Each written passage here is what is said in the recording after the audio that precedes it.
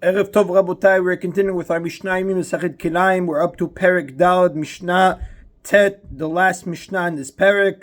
The Mishnah now is going to continue its discussion of a vineyard that has 3 or more rows.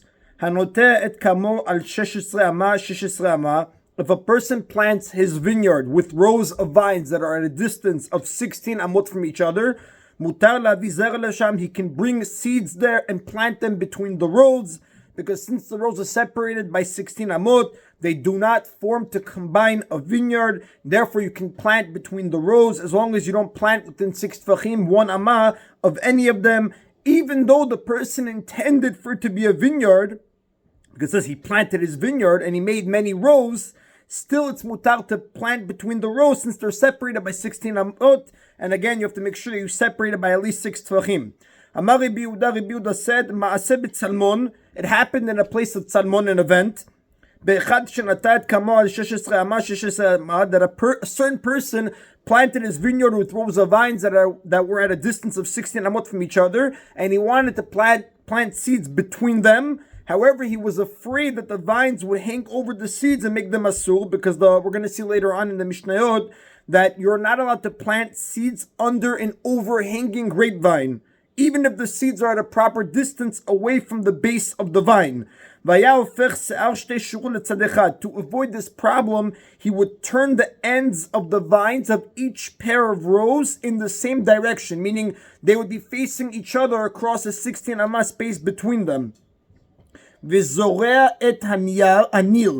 then he would plant the seeds in the plowed area between each pair of rows. Then in the following year, he would turn the ends of the vines towards a different place, in the other direction, facing each other over the 16 amah space that he planted with the seeds from last year. And then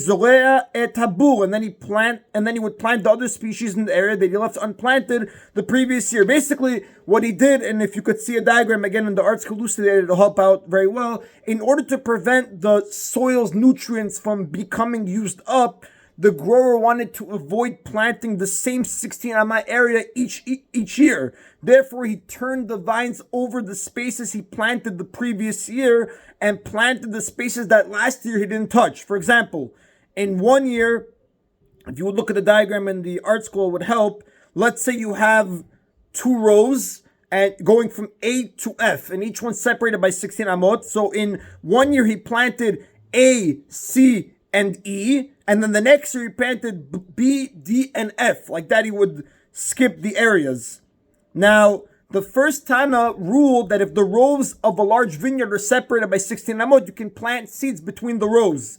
Rabbi Meir and Rabbi Shimon omrim, however, Rabbi Meir and Rabbi Shimon say, Afa notet karmo al 18 amot mutar. Even someone who plants his vineyard with al 8 amot. I'm sorry, let me read that again. Rabbi Meir and Rabbi Shimon omrim, Rabbi Meir and Rabbi Shimon say, Afa notet karmo al 18 amot mutar. Even somebody who plants his vineyard with rows of vines that are only at a distance of 8 amot from each other are permitted to plant seeds between the rows. Rabbi Meir and Rabbi Shimon, they argue on the Tanakama.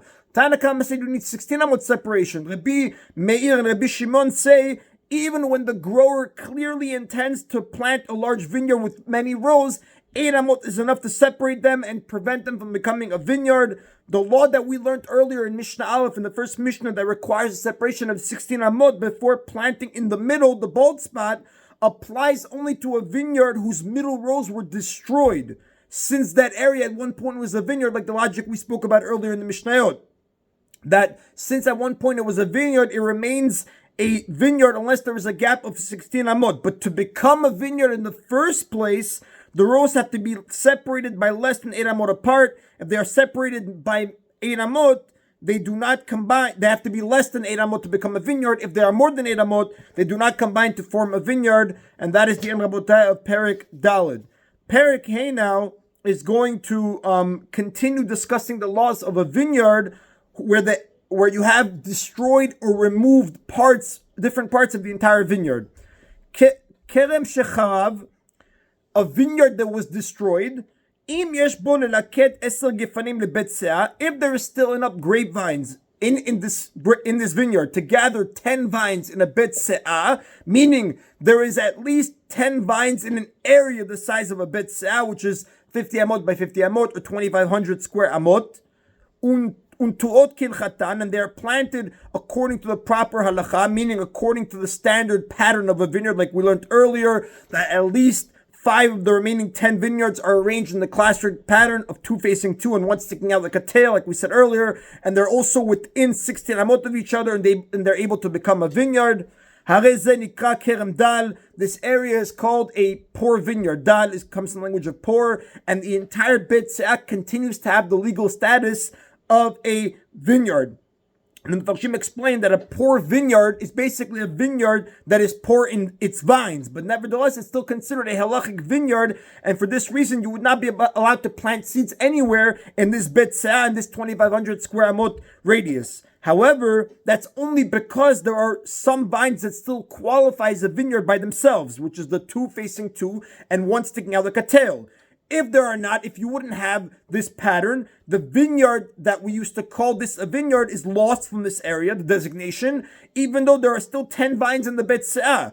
Then you would be allowed to plant seeds 6 tvachim away from any of the vines. However, if you would have the 2 rows and 3 and 2 sticking, 2 facing each other and 1 like a tail, that's when it retains the status of a vineyard, and we will call it a poor vineyard. The Mishnah now is going to discuss the law of a vineyard that has many vines, but they're not planted in rows. Therefore, it doesn't have the structure of a vineyard, which is 2 facing 2 and 1 sticking out like a tail. Kerem, and we're going to skip the parentheses. Kerem shu natua albuvia. The law for a vineyard that was planted in a jumble is like this. Im yesh bo lechaven shtayim keneged shalosh. If there are 5 vines anywhere in the vineyard that can be lined up in a pattern of 2 straight rows with 2 facing 3 vines, meaning if anywhere in this random pattern of vines in this jumble you can find 5 vines that are arranged in 2 parallel rows with 2 vines in each row facing each other while the third one sticks out like a tail, remember the 2, and the 1 sticking out, then this jumble of vines is considered a vineyard, and all the other vines are considered to be part of it, even the ones that don't line up facing each other. And the Mepharshim explain, in order to be considered facing each other, the trunks of the vines have to be opposite each other, not just the branches and the leaves. Now, grapevines, if you look at the Mepharshim, they say that grapevines have relatively thin trunks, but they're bushy branches and leaves. So it's very possible for the leaves to be directly opposite from each other without the trunks being opposite. You have to make sure the trunks are opposite each other. Now, in this case, it's called a kerem, and any of the vines, even the ones that don't line up with each other, are still considered part of a vineyard. You would not be allowed to plant seeds anywhere in the vineyard. Vim lav eno kerem. But if this jumble of vines does not have at least 5 that can be considered a vineyard, then we do not call it a vineyard. Rather, it's treated like a collection of individual vines, and the seeds can be planted in the middle of the vineyard as long as they are separated by 6 tfachim from any vine. Rabbi Meir says,